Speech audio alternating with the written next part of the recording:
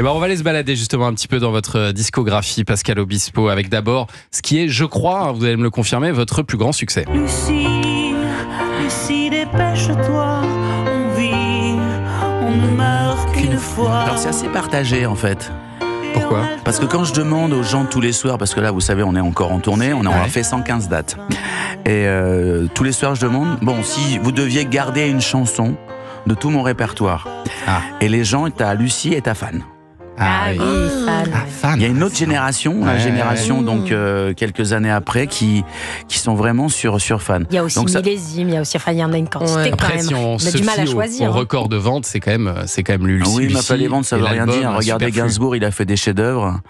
Il a vendu au moins 4 fois avant l'album reggae 10 000 disques. Et pourtant, les albums sont des C'est vrai. chefs-d'œuvre absolus. Bien sûr. Donc les ventes, moi, je suis pas trop Et alors, là-dessus. je les sais chiffres. pas si c'est une légende urbaine, Pascal Obispo. Est-ce qu'il est vrai qu'au départ, cette chanson devait s'appeler non pas Lucie, Oui, mais Marie. Oui, oui. C'est vrai ça ? Eh oui, bah, ce sont les auteurs, voilà, c'est ça. Ça aurait beaucoup moins bien marché, je pense. Non, vous ne croyez pas ? Alors aujourd'hui, peut-être ça posera un problème, mais pas pour moi en tout cas, parce que je suis d'éducation C'était un hommage catholique. Ah oui.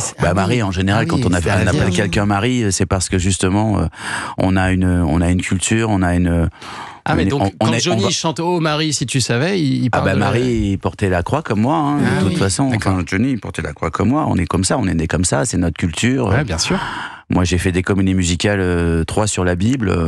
Et donc c'est assez pointu. Mais c'est vrai qu'au dernier moment ça a été Lucie, et il se trouve que c'était mon arrière-grand-mère, effectivement, et je l'ai appelé. Je pensais qu'il avait bossé mon sujet, c'était pas du tout le cas. C'était vraiment le hasard, et c'est sans doute pour ça que ça a fonctionné autant. Voilà, vous savez, les chansons, il n'y a pas de bonne ou mauvaise chanson, mystère, comme je dis à chaque fois. Hein. Il n'y a que des correspondances. Un autre tube, là, on est en 99. L'important c'est d'aimer, pour tout donner. L'important c'est d'y croire. Un film, un beau film. C'est un film, absolument. L'important, c'est Ouais, un d'aimer. beau film quand même, Ouais. c'est magnifique.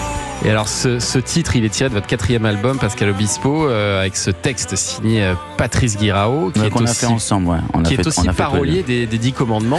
Aussi avec Lionel Florence. Comédie musicale qui naîtra sur scène en 2000, donc vraiment l'année d'après. Et je trouve ça s'entend. Je me suis même demandé si cette chanson, au départ, elle n'avait pas été écrite pour les 10 commandements, l'important c'est d'aimer. Parce qu'elle est vraiment dans le style. Absolument pas, mais malheureusement, à chaque fois, à un moment donné, c'est vrai qu'on a travaillé beaucoup avec le verbe aimer, parce que au moment où on a fait savoir aimer, au moment où on a fait savoir aimer avec Lionel, c'est vrai que bon, c'est comme des mélodies ou des suites d'accords qui reviennent, donc ça a marché, et donc inconsciemment ou consciemment, on rebascule. Donc j'en ai eu beaucoup comme ça avec aimer, mais bon là j'arrête. Ça y est, il n'y aura plus le verbe aimer dans aucun titre. Si, je l'ai dit la dernière fois avec mon camarade auteur, il m'a encore refourgué un comment s'aimer.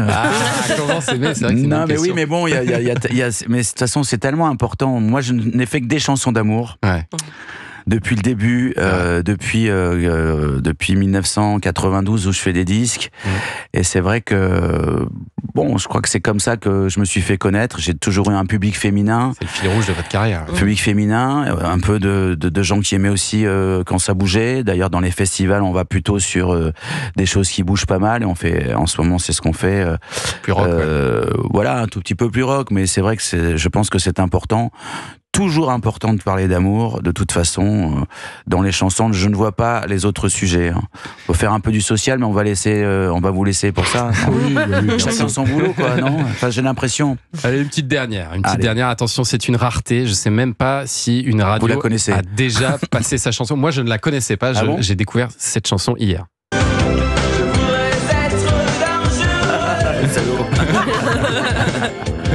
Ouais. Être plus près de toi, mon Dieu. Je voudrais être dangereux. L'un des titres de l'album Le Long du fleuve. Alors ça, le c'est premier un album introuvable de Pascal Obispo. Ouais, bah, c'est peut-être mieux. Hein, Sauf qu'on a fini par le trouver. Oui.